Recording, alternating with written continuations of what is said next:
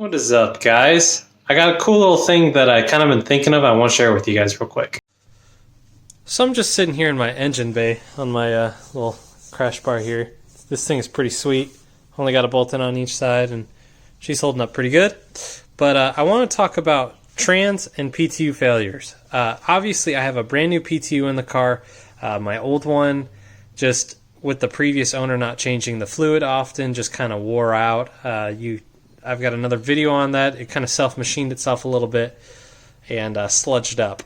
But I got to thinking today about how we have such an issue with the trans and PTUs, but don't really understand why those things happen.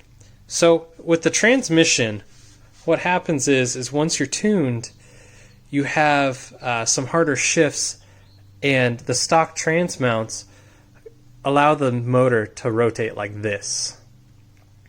So when the motor rotates like this, because the PTU is farther from the center of rotation, the axis, whatever you want to call it, I don't know the specific terminology, I'm sure somebody will correct me. The PTU pulls like this. And what I'm thinking is causing a lot of the PTU failures is the fact that you're pulling on the drive shaft, on the tail end of the PTU when it goes like this, and it's twisting the case and causing those gears to bind up. So I recently upgraded to a PP PTU, which is a performance pack, which has these cool, this cool cooler, and usually this hooks up into the coolant system. But I got to thinking about it, and not only is the PP PTU a little bit stronger, because it's got this extra lip that reinforces this cover itself.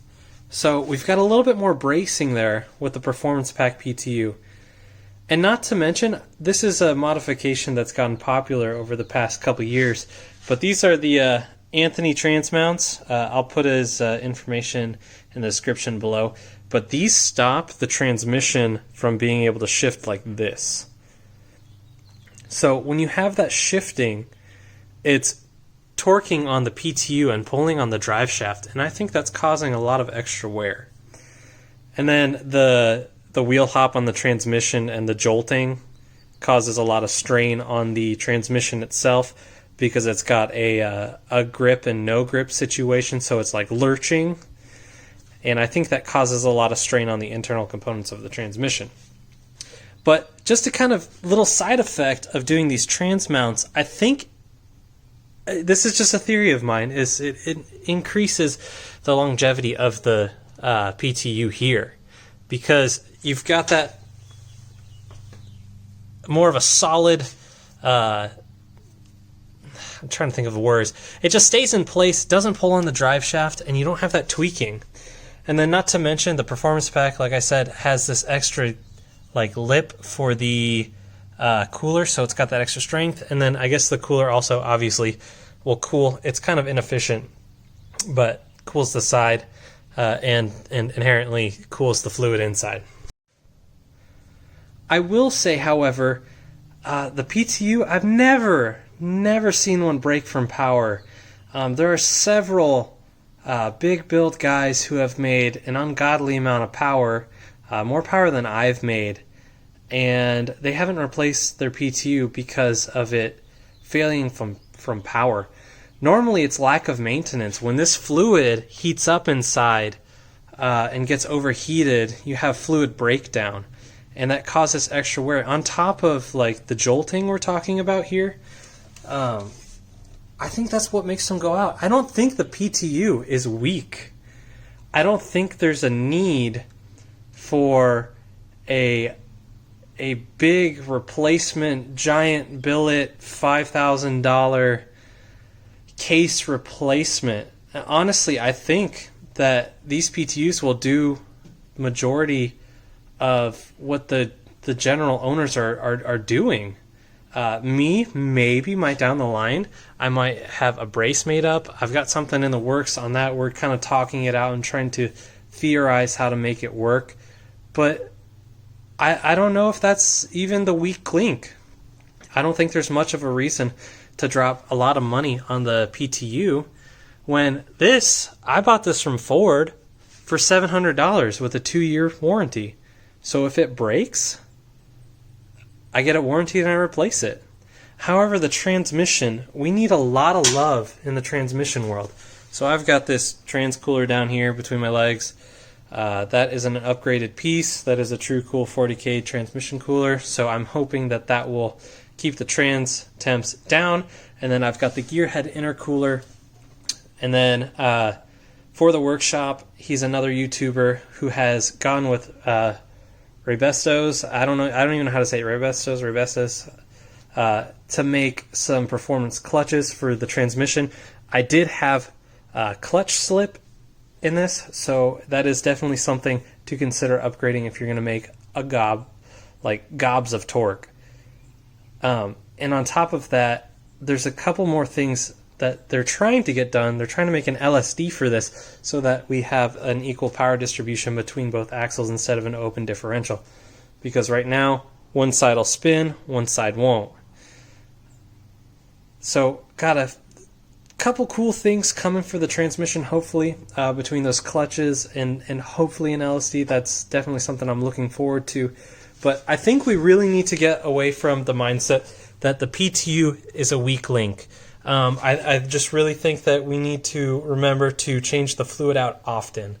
Honestly, I'd say every 15 to 20,000 miles you want to think about doing the fluid. And even shorter maybe if you have a non-PP PTU in your car. Because honestly, once that oil overheats and has some breakdown on it, you're probably going to have a lot more wear. And not to mention, if you're not running the Anthony trans mounts, then you've definitely got that extra torquing and tweaking on that rear of that case when you're wide open throttle and it's shifting hard. So just all things to consider. I think the trans mounts are actually saving the PTU. And I think that if you have a non-PP car and you're looking to replace your PTU because of a failure, get the PP PTU and don't run the cooler. If you don't have the lines, or if you want to get the lines and run the cooler, I don't think it's absolutely necessary to run the cooler, but I think that the case itself, the cover, is inherently stronger just because of this extra bit of metal. It actually gets pretty thick. You can see down in here, and it's probably, a 1/4 inch wide, so it's just got that extra structural integrity to the case. So just all things to consider. Kind of a crazy little development we've been having in this world, in this platform. The transmission, as far as mine goes, I'm just going to send it until it won't send anymore. And then definitely going to consider a full transmission build now that those clutches are getting produced. Thanks to For the Workshop and Ray Bustos for coming up with that and getting those produced. It's definitely something awesome to see in the platform. And I'll link his YouTube in the description below. But let me know what you guys' thoughts are. I know it's been a second since I posted a video. I'm hoping to have the motor completed in the next couple weeks. And I'll give you a little update on what we got going on over here. We've got the rear of the drag pack all mounted up. I know I posted about this on my Instagram. I always have my social medias in the description below. But we've got the 17x10 Jegs wheels with some Federal 595 SS tires on them. They've got a little bit of a stretch to them, but this is going to be a 255 for the rear of the car.